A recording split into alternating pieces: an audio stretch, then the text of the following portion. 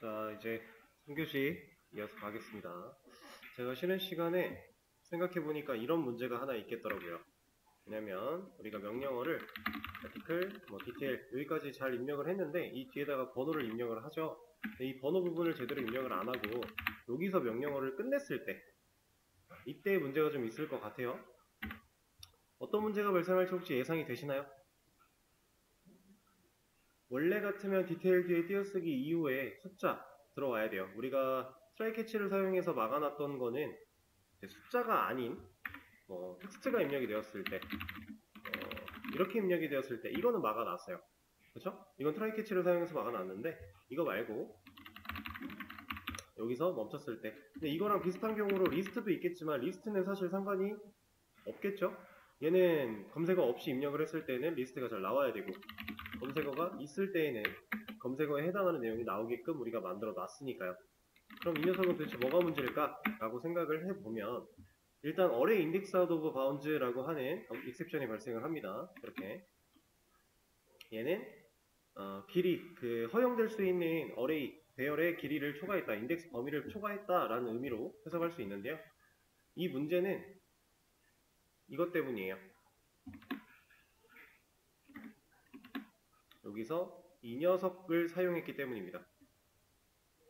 cmd 비츠가 스플릿을 사용해서 쪼갰을 때 2번 인덱스에 존재하는 값을 우린 지금 그냥 활용하고 있어요. 근데 우리가 디테일 띄어쓰기 아티클 디테일 하고 띄어쓰기를 안 하고 여기서 끝나버리면 애초에 2번 인덱스는 없어요. 없는 인덱스의 값을 사용하려고 하니까 인덱스 범위 허용 범위를 초과했다 라고 하고 있는 겁니다. 그럼 이거 검증은 어떻게 하면 좋을까요? 우리가 트라이 캐치 지금 만들어 놓은 게 있으니까 여기다가 활용을 해서 애초에 캐치 블럭을 하나 더 늘리고 array index out of bounds exception이라는 녀석을 여기서 걸러줘도 돼요. 하는 방식은 간단합니다. 캐치 블럭 하나 추가해서 이렇게 추가해서 여기다 넘버 포맷이 아니라 array index out of bounds exception 이렇게 걸러줘도 돼요. 그리고 여기서 return 0 이런 거 해줘도 되고요.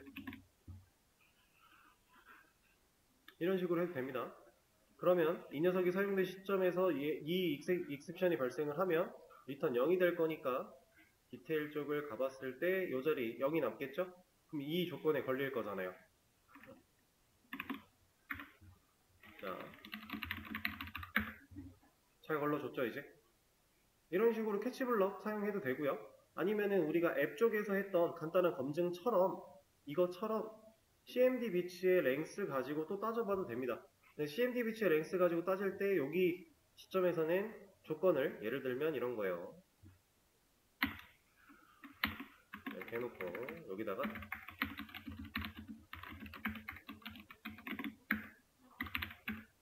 이 녀석이 2랑 같으면 이라고 할 겁니다. 얘가 2랑 같으면 이란 얘기는 인덱스가 0과 1밖에 존재하지 않는다라는 얘기겠죠. 근데 제가 여기서 왜 같으면을 썼을까요? 얘는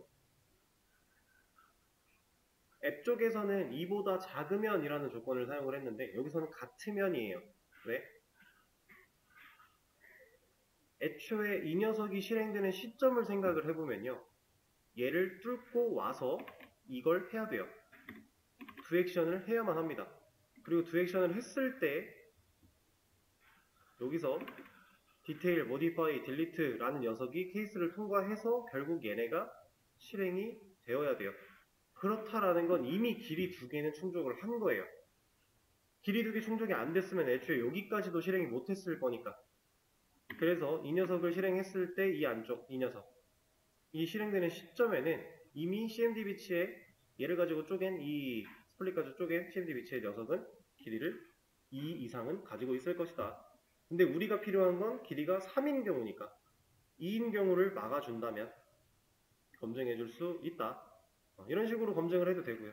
만약에 우리가 이 녀석 자체를 메서드로 분리시키지 않았다면 각각의 show detail, to modify, to delete 이런 곳에서 이 작업을 다 하고 있었겠죠. 그러면 이 검증을 그때그때마다 다 해줬어야 되는 거예요. 근데 우리가 메서드로 분리를 했기 때문에 한 곳만 수정을 하면 다 적용이 되겠죠. 메소드로 분리했을 때의 장점을 여러분들은 지금 느끼고 계신 겁니다. 근데 이것보다는 이미 캐치 블럭을 해놨으니까 아까 전에 했던 것처럼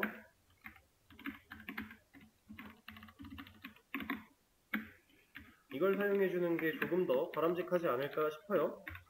왜냐면 이거에 대한 내용을 우리가 검증 단계에서 이것까지 해놨으니까 굳이 저기서 출력문 하나를 더 쓸 필요 없이 캐치블럭 추가하는 것만으로도 해결할 수 있겠네요.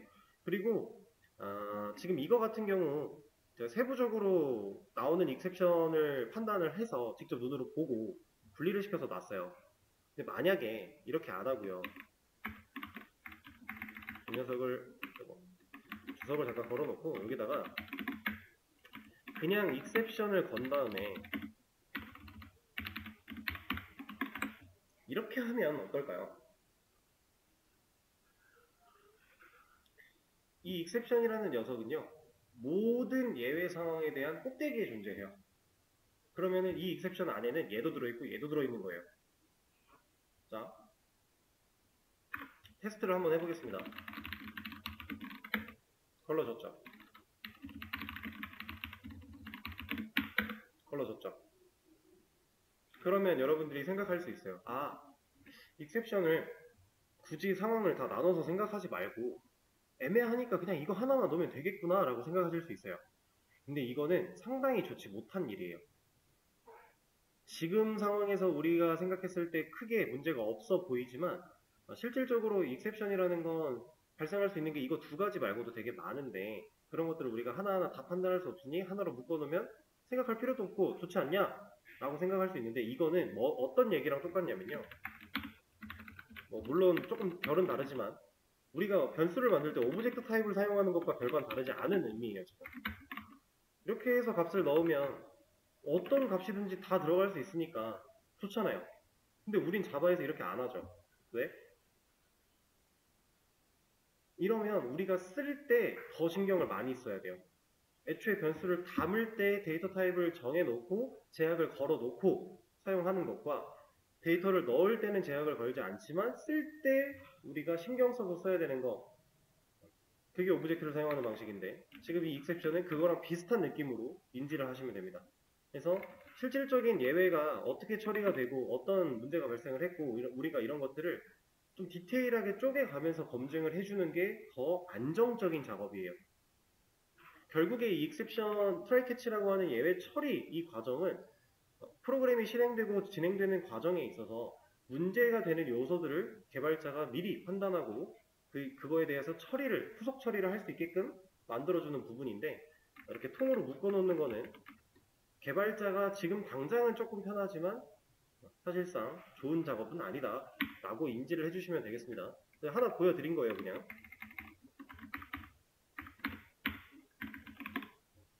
그리고 원칙적으로는 이 익셉션 종류들도 더 큰 범위, 작은 범위 이런 녀석들이 있어요. 아까 제가 익셉션이라고 하는 그 녀석 자체는 가장 꼭대기에 존재한다라고 했는데 이 녀석 밑으로 퍼져나오는 이 과정들이 있습니다. 이렇게. 그래서 여러분들이 이거를 제대로 사용을 하시려면은 작은 범위로부터 하나 이렇게 검증을 해주는 게 맞아요. 원래는. 그래서 나중에 이제 실제로 여러분들이 그 실무 프로젝트에 참여를 해서 이 프로젝트의 결과물을 서비스를 한다라고 했을 때 웹 개발 같은 경우는 항상 이런 과정을 거칩니다. 웹 취약성 검사를 해요. 여기에는 종류가 상당히 많고요. SQL 관련된, DB 관련된 내용도 많고 애초에 프론트 관련된, 백 관련된 내용들이 상당히 많은데 우리가 개발을 완료하고 서비스를 시기가 시작할 때 조금 애매할 수 있는데 어쨌든 서비스를 하는 중에도 한 번씩 매년 한 번씩 취약성 검사를 진행을 합니다. 이 취약성 검사는 애초에 그냥 별다른 따로 업체가 진행을 해줘요. 그 업체가 취약성 검사를 통해서 나왔던 그 오류나 에러들, 이런 문제 상황들 이런 것들을 쭉 정리를 해서 개발을 유지보수를 하고 있는 업체 쪽으로 넘겨줍니다. 여러분들이 그 문서를 받았을 때 처리를 해줘야 돼요. 그때 이런 익셉션 관련된 처리 내용들도 되게 많이 흔하게 볼 수 있어요. 여러분들 알고 계시면 좋다. 근데 실제로 이거를 몸으로 피부로 느끼려면 시간은 조금 걸릴 겁니다.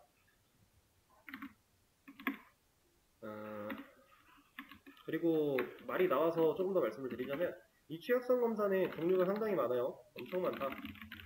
정말 많다. 아주 많아요. 아주 많다. 자, 제가 많다를 되게 강조하고 있는데 이렇게 많으면 우리가 개발할 당시에 모든 걸 다 감안하고 개발이 가능할까? 가능할까요? 안 돼요. 이거는 조심스럽게 좀 말씀을 드려보겠는데 꽤나 오랜 기간 동안 SI에서 이제 이 웹 개발 각 동일한 패턴으로 진행을 하셨던 분들조차도 이 취약성을 다 생각하면서는 개발을 못해요. 기본적이고 너무 반복적으로 수행했던 취약성들은 우리가 코드를 짜는 당시에도 어느 정도는 생각할 수 있거든요. 모든 걸 다 체크할 수는 없어요. 그러면 개발자는 어느 정도 감안하고 개발을 진행합니다. 그리고 개발이 끝나고 검사를 진행을 하죠. 그 검사 결과대로 수정을 해요. 그냥 애초에 처음부터 잘 만들면 이렇게 어줍지 않게 안 하고 처음부터 잘 만들면 이거 안 해도 되지 않냐 할 수 있어요. 근데 이거 다 판단하면서 모든 걸 다 생각하면서 개발하려고 그러면은 개발 일정 절대로 못 맞춥니다. 그러니까 너무 겁먹을 필요가 없다는 얘기예요. 미리부터 이거에 겁먹어서 코드를 써내려가지 못할 필요는 전혀 없다는 얘기를 하고 있는 거고 그냥 개발은 하면 돼요. 하고 그 이후에 차차 개선시켜 나가면 됩니다. 어차피 여러분들 뭐 예를 들어서 프로젝트에 이제 뭐 프로젝트 사업 이제 회사가 사업을 따왔어요. 사업 투주를 합니다. 이제 우리 회사가 입찰을 받아서 뭐 진행을 한다라고 가정을 할게요. SI 같은 경우는 보통 정부 사업을 많이 하니까 이제 우리 회사가 입찰을 받았고 그 프로젝트 기획 단계를 거쳐서 개발 단계에 돌입을 했어요. 우리 개발자들이 개발을 열심히 합니다. 자, 이렇게 개발을 하고 완료를 한 후에 일정에 맞게끔 그리고 서비스를 진행을 해요. 코드를 실질적으로 운영할 수 있는 서버 쪽으로 옮겨준 다음에 서비스까지 합니다. 이것까지 이제 개발하는 업체 쪽에서 같이 진행을 해줘요. 그리고 정상적으로 돌아가고 있는 서비스임을 우리가 보통 의무 유지 보수 기간이라고 해서 보통 6개월에서 1년 정도 그냥 합니다. 문제가 안 생기면 따로 신경 쓸 게 없는데 문제가 생길 수 있어요. 충분히. 당연히 생길 수 있습니다. 사람이 짠 코드니까 당연히 예상하지 못했던 문제들이 많이 발생을 할 거예요. 그럼 그것들에 대해서 의무적으로 유지보수를 해줘야 되는 기간이 요 정도, 평균적으로 요 정도 되는 것 같아요. 사업마다 당연히 다르겠지만 그래서 요 정도는 어차피 해야 돼요. 그러면 이 기간 안에 취약성 검사도 해요. 그러니까 어차피 우리가 맡아서 일을 해줘야 되는 시간 동안에 이런 취약성 검사가 다 이루어지니까 그 시간에 그냥 그거 해주면 되는 거예요. 그래서 전혀 겁먹을 필요 없고 두려워할 필요 없고 그렇다고 뭐 너무 무시하는 건 또 안 돼요. 어느 정도는 감안을 해야 됩니다. 실제로 이거는 제가 잠깐 녹화를 종료하고 다시 이제 녹화를 켜고 실제로 프로젝트를 하나 완성을 시킨 다음에 취약성 검사를 하면은 보통 이제 적게는 몇십 개에서 많게는 몇백 개 정도는 나와요. 흔하게 나올 수 있어요. 왜냐면은 저 몇백 개 중에서도 예를 들어서 뭐 300개가 나왔다. 그럼 그 중에 한 100개는 동일한 항목이에요. 그럼 동일하니까 이 100개의 부분을 찾아가서 동일한 방식으로 수정해주면 되는 거예요. 그런 게 일반적으로 많고요. 그 다음에 100개 했으면은 뭐 한 70개는 또 동일하고 뭐 또 한 50개는 동일하고 이런 식으로 가다가 뭐 짜잘하게 뭐 한 2개, 1개, 3개 뭐 이런 식으로 에러들이 있고 이런 상황이니까 실질적으로는 그렇게 힘든 작업은 아닙니다. 근데 제가 말씀드렸던 그 상황이 너무 특이했던 상황이니까 좀 여담을 좀 했네요. 자, 그럼 이제 다음 내용 진행할 건데 여러분들한테 또 과제 하나 낼 거고요. 이거 하시는 동안에 제가 지금 이거 수정한 코드 커밋 하나 남겨 놓을 겁니다. 자, 지금부터 해볼 기능은 로그인 기능이에요. 그래서 멤버 로그인이라고 하는 명령어를 입력을 받았을 때 이제 아이디 입력 받아야겠죠, 당연히. 그리고 비밀번호도 입력을 받을 겁니다. 자, 근데 여기서 이제 상황을 하나로 통일시켜서 가정해놓고 갈게요. 어떤 상황이냐면 여러분들이 이제 실제로 로그인을 기능을 써봤을 때 느끼셨던 것들일 텐데 자, 아이디랑 비밀번호 입력 다 하고 로그인 버튼까지 눌렀을 때 아이디가 문제가 있는지 비밀번호가 문제가 있는지 알려주는 사이트도 있고요. 그렇지 않고 그냥 둘을 묶어서 정보가 올바르지 않다 하는 사이트들도 있어요. 그죠? 이거는 뭐 사이트마다 다르고 요즘 추세는 사실 묶어서 하는 거긴 한데 저희는 분리를 좀 시켜서 하겠습니다. 입력은 무조건 다 받아야 돼요. 왜냐면 아이디만 입력했는데 아이디에 대해서 바로 얘기를 해주는 경우는 딱히 없으니까 일단 입력을 받아요. 그리고 나서 여기 입력하고 엔터까지 치면은 이제 입력받는 기능 끝났죠? 그 뒤에 이제 검증하는 거죠. 여기 입력된 값과 여기 입력된 값을 사용해서 자, 우리는 분리한다고 했으니 만약에 입력된 값에서 아이디 자체가 애초에 존재하지 않는다라고 하면 그거에 대한 문구, 존재하지 않는 아이디다 이런 거. 그리고 아이디는 있는 아이디인데 그 아이디에 맞는 비밀번호가 아닌 경우 그럼 비밀번호를 확인해라 뭐 이런 식으로 메시지를 좀 분리해서 보여줄 수 있도록 하고요. 그 다음에 둘 다 일치를 했다면 로그인 성공이라고 하면서 메시지를 하나 보여주시면 됩니다. 자, 근데 여기서 이제 생각하셔야 될 게 또 있겠죠. 이 아이디에 사용자가 입력한 값과 비밀번호에 입력한 값을 가지고서 우리가 어디를 가서 이 데이터를 비교해 봐야 돼요. 실질적으로 이 기능을 하기 위해서 로그인 성공 이런 거 하기 위해서 지금 현재 회원들의 데이터는 멤버스라고 하는 리스트가 가지고 있을 거고요. 멤버스 안에 각각 멤버 객체 형태로 데이터가 보관되고 있을 거예요. 그러면 결국 멤버스를 순회해야 된다는 얘기일 거고 순회하는 과정에서 이 멤버 객체가 들고 있는 어떠한 값과 사용자가 입력한 값을 가지고 비교를 해줘야겠죠? 그런 과정을 거쳐서 실질적으로 데이터가 있는지 없는지 따져보고 있으면 성공, 없으면 문제에 대해서 분리됐던 그 메시지를 보여주시면 되겠습니다. 자, 그러면 이 기능 한번 진행을 해 보시죠. 자, 여기서 이제 실제로 로그인된 회원의 데이터를 저장하는 단계는 아직 안 하셔도 됩니다. 가능하신 분들은 진행하셔도 되고요. 사실 이 말은 로그인 기능에 대해서 어느 정도 프로세스를 이해하셨다면 무슨 말인지 이해가 되실 거고 아직 그 부분까지 이해가 안 된 상태라면 무슨 말인지 이해가 안 될 거예요. 근데 괜찮아요. 어차피 여기까지는 지금 생각 안 할 거니까 진행 한번 해보시죠. 자, 이제 로그인 기능 같이 한번 만들어 보도록 하겠습니다. 자, 일단은 이제 우리가 구조를 바꿨기 때문에 새로운 기능을 만든다 라고 했을 때 맨 처음에 우리가 진행하던 방식대로 이렇게 만드는 게 아니겠죠? 이제 좀 달라졌을 거예요. 일단 멤버 컨트롤러에 와서 메서드가 하나 필요한 시점이고요. 그리고 그 메서드를 정상적으로 불러낼 수 있는 스위치 케이스 한 종류를 더 추가해 주는 게 필요하겠죠.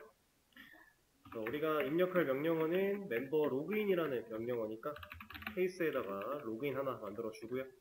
여기도 to 로그인이라는 이름으로 메서드 하나 만들 거라고 예상을 좀 해볼게요. 그리고 to 로그인 만들어 주겠습니다. 조인 밑에다가 그냥 직접 하나 만들어 주도록 하죠. to 로그인 같은 경우도 인자 같은 게 따로 필요하지 않을 것 같으니까 그냥 만들어 주겠습니다. to 로그인 해당 메서드가 실행이 됐다라고 하면 우리가 가장 먼저 해야 되는 일은 입력을 받는 거예요. 사용자한테 로그인 아이디와 비밀번호를 입력받는 행위가 필요하죠. 이렇게 자, 입력받는 행위는 우리가 만들어 놓은 것들이 많으니까 가서 가져오도록 하겠습니다. 이거를 그냥 가져와 보도록 하죠.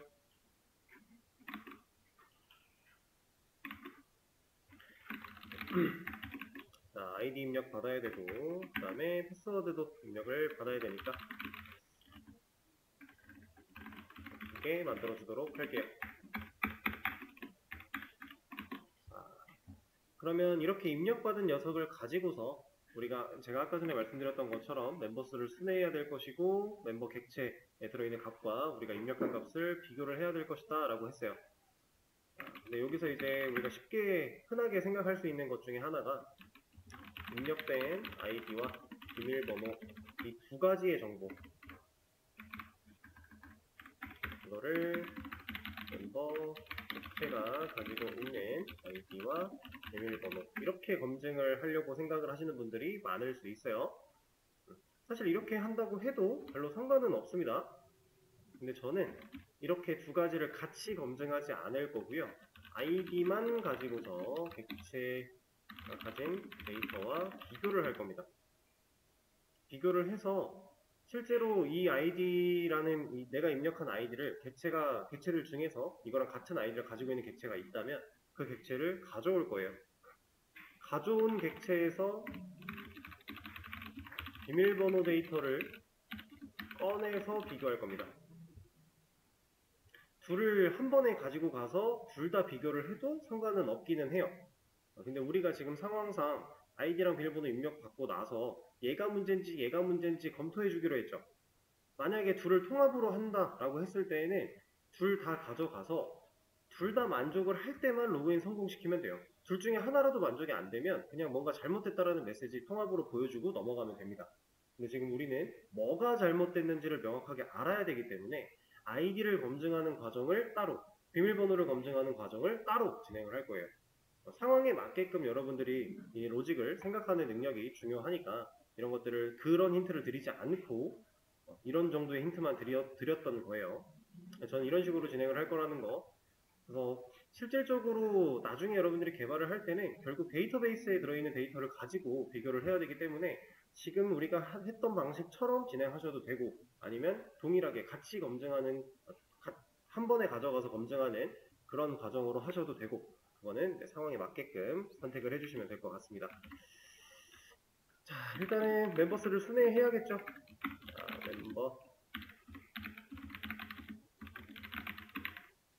순회하는 로직을 하나 작성을 해준 다음에 조건문 넣어줘야겠네요. 자, 이 조건에서 필요한 건 반복문이 돌 때 그 인덱스에 들어있는 멤버 객체 안에서 어떤 데이터? get id, 로그인 id라는 데이터 이 녀석과 누가 일치하는지 보겠다는 거예요.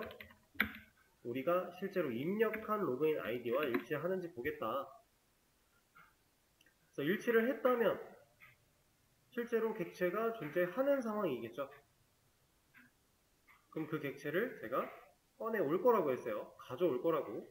근데 이 가져오는 이 과정을 잘 생각을 해보시면은 우리가 get article by id에서 사용했던 방식과 아주 유사하다고 느끼실 수 있을 겁니다. 그래서 메서드로 분리하는 것까지 한 번에 진행하진 않을 건데 일단 여기서 그때 사용했던 방식을 한번 떠올려서 자, 그때 우리가 이런 거 했었죠? 아티클 타입으로 found article 이런 거 했었어요. 근데 여기는 found 멤버로 이름을 지어주면 되겠죠. 상황에 맞게끔. 일단 처음엔 널 넣어놨다가 여기서 찾은 시점일 거니까 찾았을 때는 found 멤버한테 해당 멤버를 넣어주겠다. 그리고 찾았다면 더 이상 반복문을 돌 필요가 없으니까 브레이크 걸어주고요. 볼 필요 없는 이유는 간단하죠. 로그인 아이디가 중복된 경우는 없을 거니까. 왜냐 우리 중복 체크 기능도 만들어 놨으니까요. 자, 그리고 반복문을 무사히 빠져나왔다고 했을 때 검증해 줘야겠죠. 자, 만약에 found 멤버가 가지고 있는 값이 널과 같다면 이러면은 이 순회하는 로직에서 한 번도 재할당을 받지 못한 상황일 거니까 일치하는 아이디가 없는 경우가 될 거예요. 그럼 이때는 존재하지 않는 아이디다. 이런 거 하나 보여주면 되겠죠? 그 다음에 continue가 아니라 return 메서드를 종료해버려야 되니까요. 그리고 해당 조건문을 뚫고 밑으로 내려왔다면 실제로 id랑 일치하는 객체는 존재했다는 거니까 검증해줘야겠네요. 비밀번호가 일치하는지 봐야 되니까. 자, found member 이 녀석이 가지고 있는 get login password라는 값과 사용자가 입력한 로그인 패스워드라는 값이 일치하는가를 따져봐야죠. 자, 일치하는 경우면 로그인을 성공시켜야 돼요. 그죠?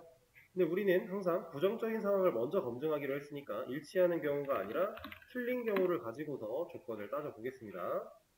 이 상황에서 우리가 여기다가 비밀번호를 확인해 주세요. 너 지금 비밀번호 틀렸어 라는 메시지를 준 거죠. 그리고 나서는 메시지 종료시켜서 명령어 다시 입력 받아야 되니까 리턴. 자, 그리고 여기까지 뚫고 내려왔다면 그렇다면 이제 문제없이 로그인 성공인 상황이니까요. 그냥 출력문 하나 보여주겠습니다.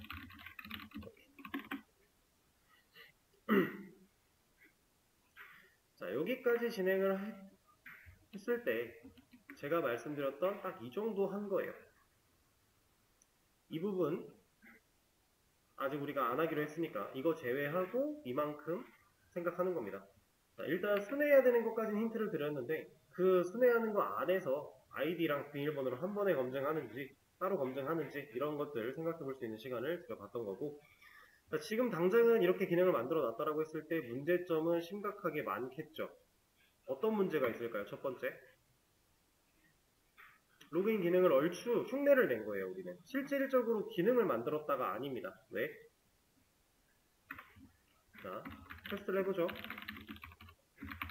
우리가 유저 1이라고 하는 아이디 만들어 놓은 게 있어요. 그죠? 근데 일단은 틀려볼게요. 이런 아이디 없죠, 현재. 비밀번호도 없습니다. 존재하지 않는 아이디다. 문제 없는 것 같아요. 그죠? 그리고 다시 멤버 로그인, 유저 1, 유저 2 해서 아이디는 있는데 비밀번호를 틀려볼게요.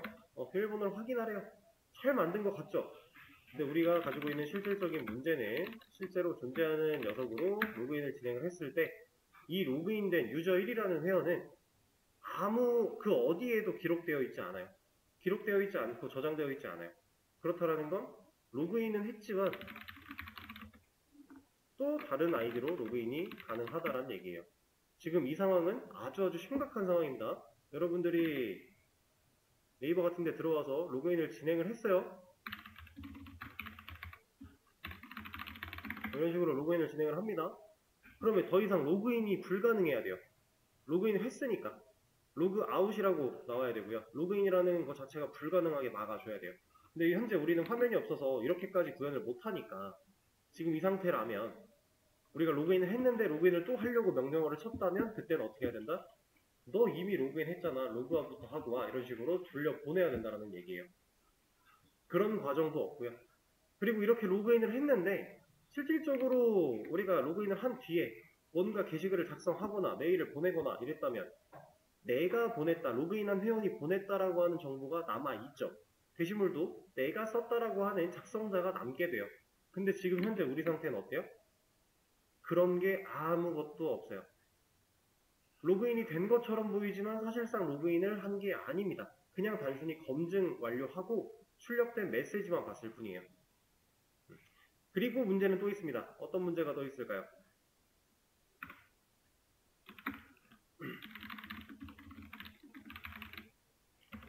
지금 현재 우리가 가진 문제는 이거예요. 이럴 때는 존재하지 않는 아이디가 아니라 아이디를 입력해라 라는 식으로 메시지를 보여줘야 사용자 입장에서 좀 더 적합한 경고 메시지가 될 수 있겠죠. 뭐 이런 것들도 우리가 공백 검증 같은 거는 많이 그동안 표본을 쌓아왔으니까 여러분들이 실제로 진행하실 분들 진행하시면 되는 거고, 문제점들이 한두 가지가 아닌 상태로 일단은 완성이 됐습니다. 자, 근데 이 부분, 자, 지금 우리가 만들어놨던 녀석을 떠올리면서 한번 생각을 해볼게요. 자, 지금 현재 멤버스를 분해해서 멤버가 가진 아이디와 사용자가 입력한 아이디를 비교해서 있으면 어떻게, 그 다음에 없으면 어떻게, 지금 이렇게 했어요. 그죠? 우리가 이 과정을 여기다 코드로 만들어 놨단 말이에요. 이렇게. 자, 근데 이거 어디서 많이 본 거 아니에요? 우린 이걸 어디서 봤죠? 제가 여기다 뭘 하는지는 안 적었는데 일부러 안 적은 거예요. 왜냐면 적으면 달라지겠지만 안 적으면 똑같으니까. 우리 이거 아이디 중복 체크했던 상황과 동일하지 않나요? 아이디 중복 체크했던 거 가볼까요? 로그인 아이디 듀플리케이트 체크.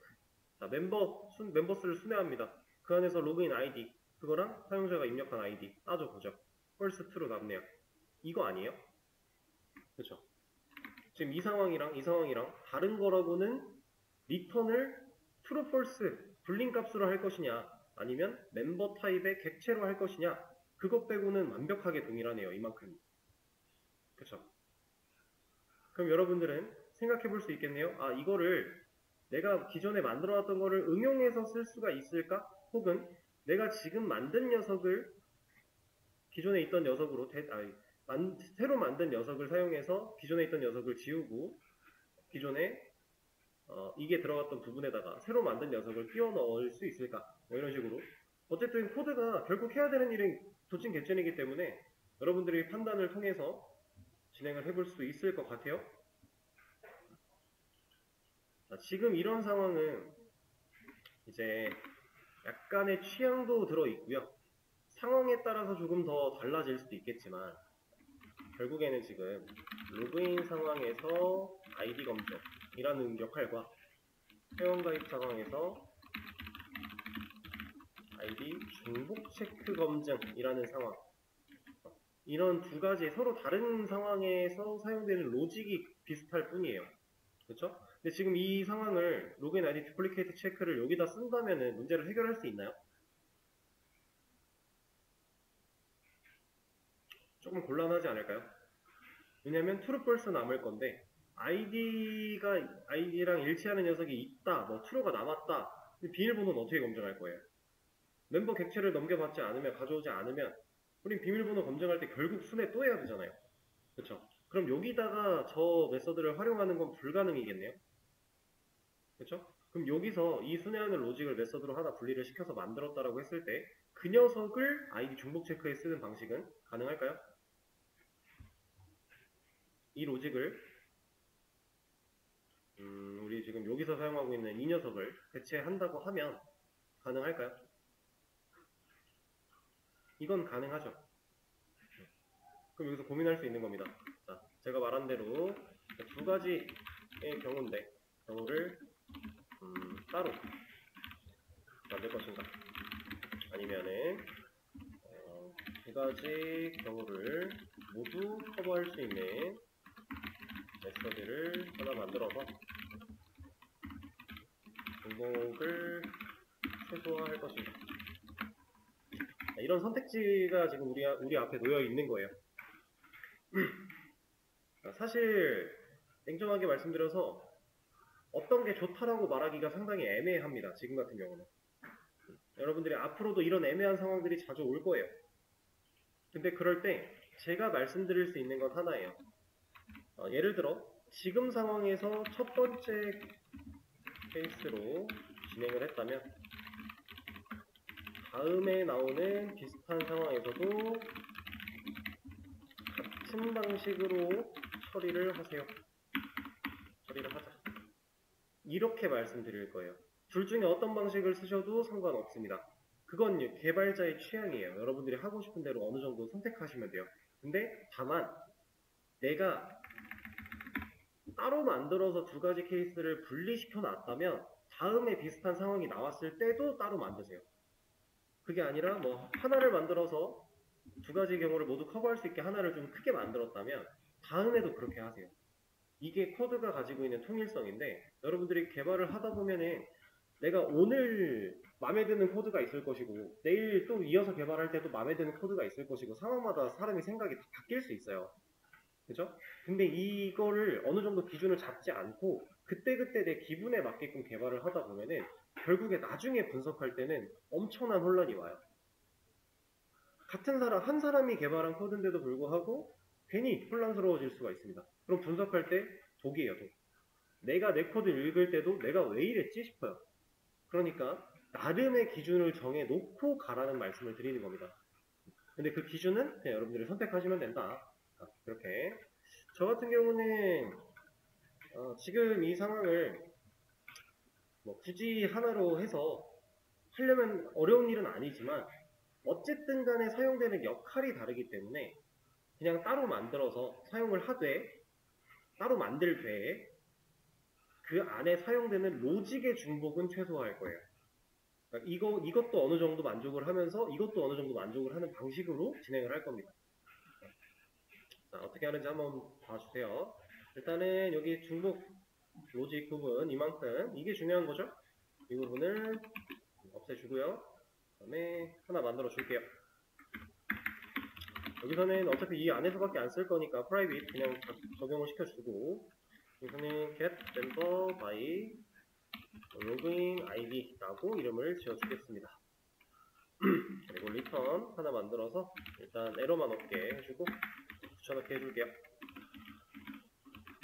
이거 파운드 멤버 더 이상 필요가 없겠죠. 얘는 이제 리턴으로 멤버를 리턴할 수 있게 해주고요. 로그인 아이디 우리 인자로 받는 거 필요하겠네요. 그러면 인자로 넘겨주는 과정도 필요할 텐데 일단 저 메서드 호출하는 것부터 진행을 해야겠죠. get 멤버 by 로그인 아이디 이렇게 브레이크는 의미가 없으니까 제거를 해주도록 하고. 자, 그럼 일단은 메서드로 분리하는 거는 끝났습니다. 우리가 이거 get article by id 했던 거랑 동일하기 때문에 그냥 빠르게 진행을 했어요. 자, 이렇게 분리를 시켰죠. 그럼 이제 이 메서드를 가지고서 이 녀석의 이 순회하는 로직 부분을 담당할 거예요. 어떻게 하냐면 제가 멤버를 하나 만들어 주고요. 그 녀석을 호출합니다. 여기서 이제 인자로 받아온 4개 변수 로그인 아이디 이 녀석을 그대로 한 번 더 넘길 거예요. 그렇게 넘긴 다음에 이 과정을 없앱니다. 그리고 대신에 조건을 하나 열어서 멤버가 널이면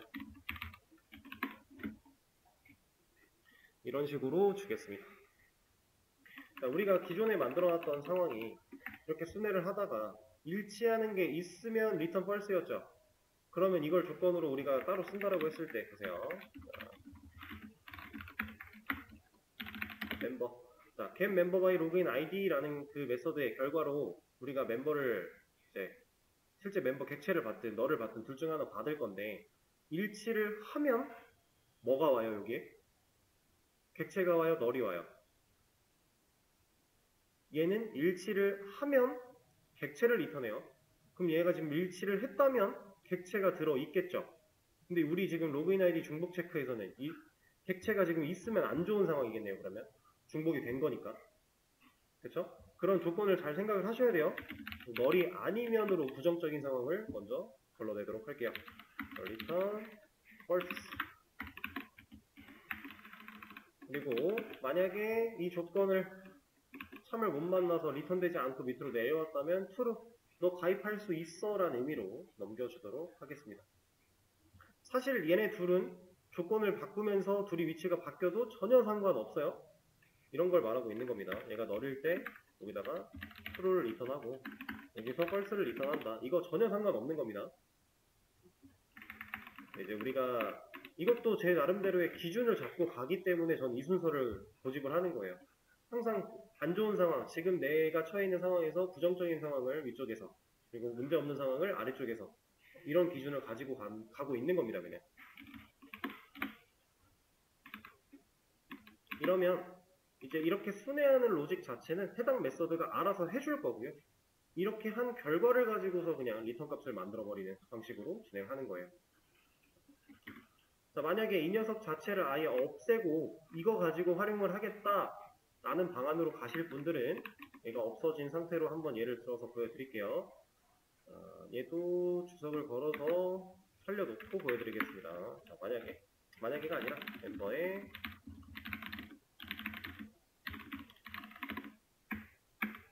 자, 이렇게 일단 검증을 해주고요. 이걸 가지고 받아온 결과로서 활용을 해주면 되겠죠. 자, 우리가 이미 사용 중인 아이디를 걸러야 되는 상황이니까 얘가 널이 아니어야겠네요. 값이 들어있어야겠네요. 객체가. 그 상황일 때는 이러한 출력을 보여줄 거야. 이렇게. 이런 식으로 활용할 수 있다는 얘기입니다. 이렇게 되면 로그인 아이디 두플리케이트 체크 자체는 없어도 상관이 사실 없겠죠? 기능상에 걸러주는 문제는 당연히 해결이 될 것이고요.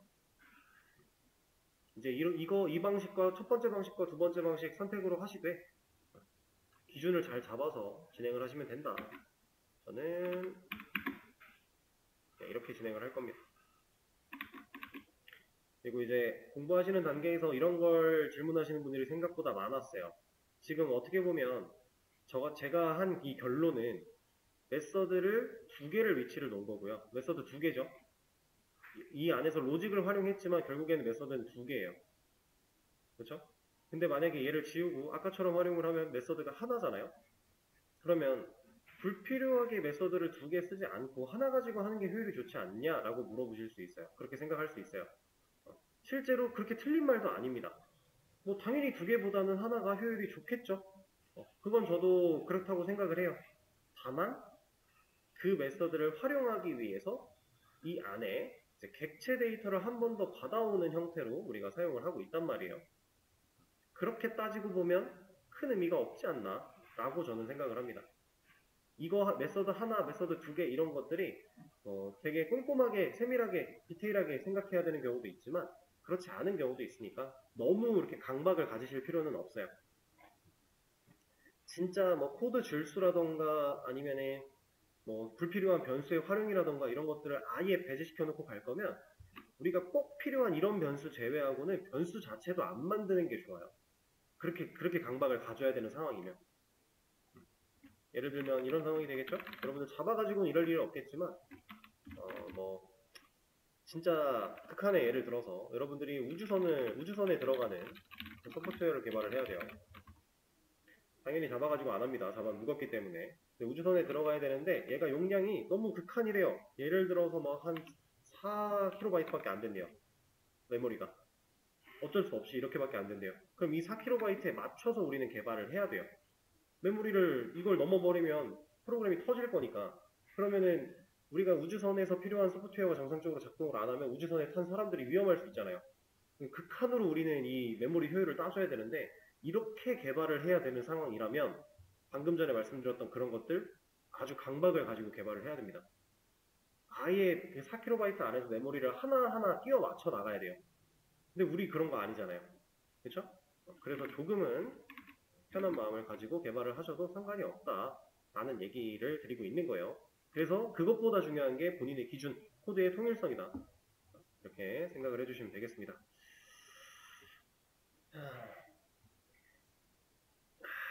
그러면 일단은 메서드 분리까지 진행했으니까 저장을 한번 해볼까요? 실제로 여러분들이 이거 말고 여기에 해당했던 부분들 이거 얘기를 좀 해보죠. 로그인 기능을 실행하고 문제없이 로그인 성공을 했다면 어떤 일이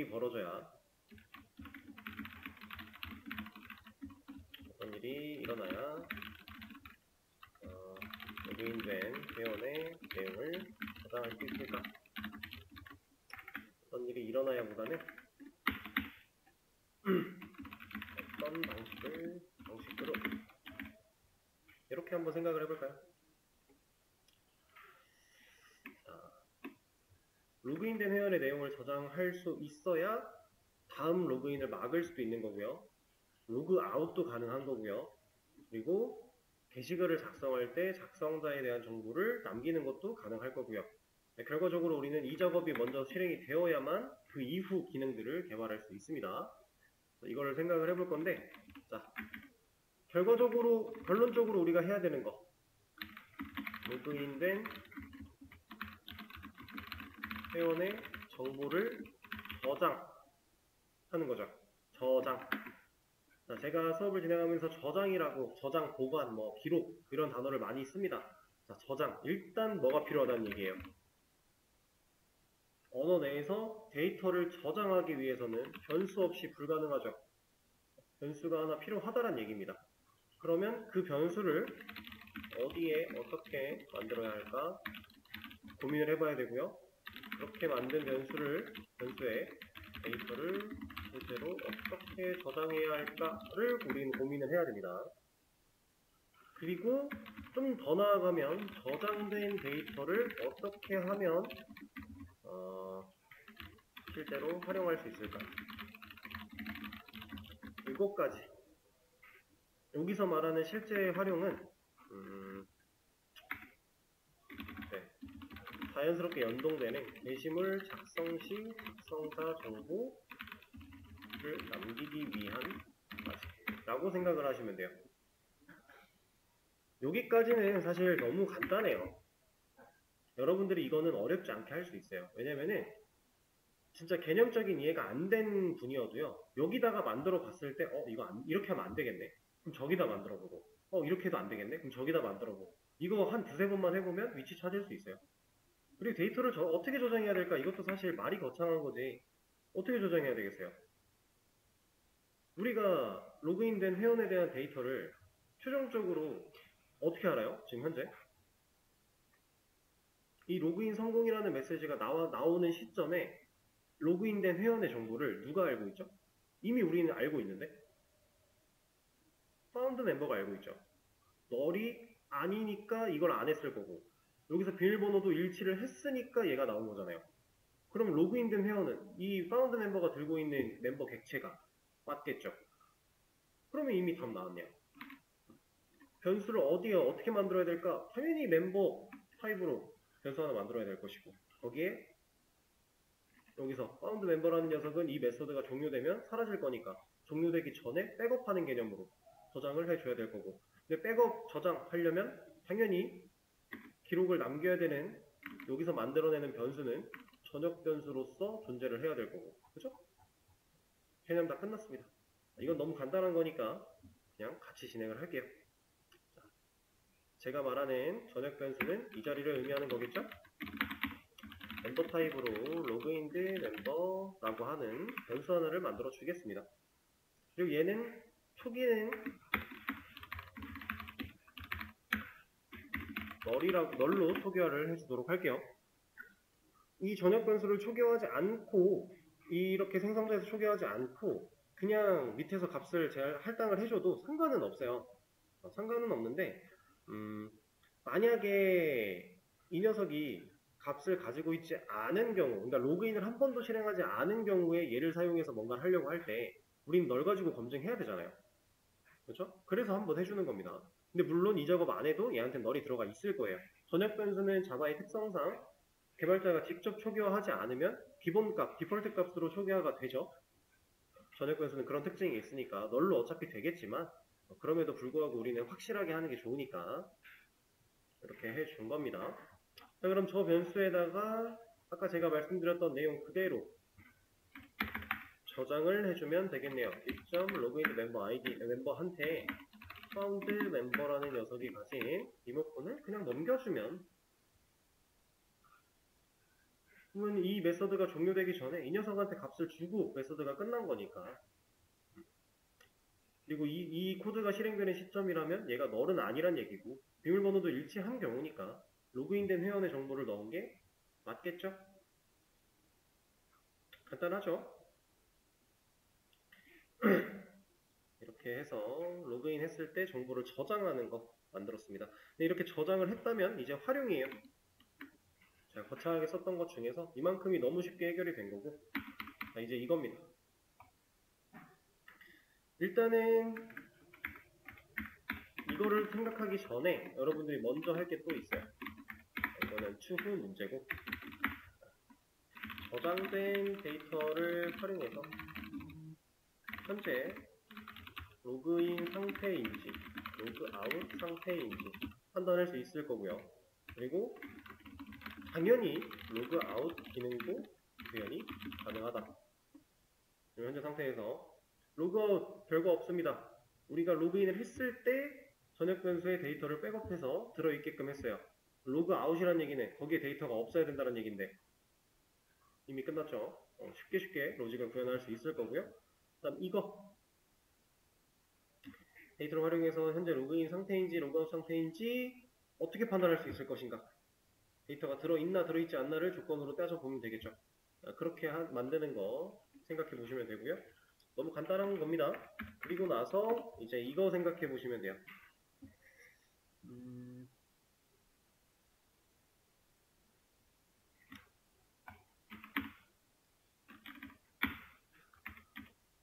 이거는 이제 밑에 쪽에 좀 더 가까울 것 같은데 현재 로그인드 멤버라고 하는 변수는 멤버 컨트롤러에 존재합니다. 그죠? 그럼 멤버 컨트롤러에 있는 이 변수가 가진 값을 가지고 이런 것들을 우리가 진행을 할 건데 간단하게 만들고 나서 자 이제 게시물을 작성할 때 혹은 작성할 때 작성자 정보 말고요. 이거 나눠서 적어드릴게요. 게시물 관련 기능에서 로그인이 필요한 기능을 따져볼 때 그러면 article write, modify, delete 정도가 될 것 같은데 이 녀석들 명령어를 딱 들어왔을 때 로그인을 했나 안 했나 지금 로그인된 상태인지 아닌지를 판단을 해야 된다는 거예요. 근데 그렇게 판단을 하려면 이 녀석이 필요하겠죠. 근데 이 녀석은 어디에 있다고요? 멤버 컨트롤러에 있어요. 심지어 제가 자연스럽게 프라이빗으로 만들어 놨습니다. 그죠? 아티클 컨트롤러에선 얘한테 접근할 수 있는 방법이 없다는 얘기잖아요. 그리고 얘를 지금 퍼블릭으로 바꿨다라고 해도 만약에 이렇게 한다고 해도 이거에 접근하려면 무슨 작업이 필요해요?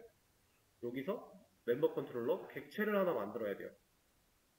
여기서 객체를 만들어내면 이 녀석은 이 값은 초기화 됐겠네요. 새로 객체를 만든 거니까. 그쵸? 그럼 문제가 좀 생기겠네요. 자, 그 부분에 대해서 여러분들이 내일 수업 전까지 고민을 해보시면 됩니다. 코드를 개발할 수 있는 분들은 하시면 되고 이런 것들 다 만약에 실질적인 코드 개발은 어렵지만 생각을 해서 이런 식으로 하면 어떨까라는 정도의 느낌으로 고민을 하고 내일 수업에 참여해 주시면 될 것 같아요.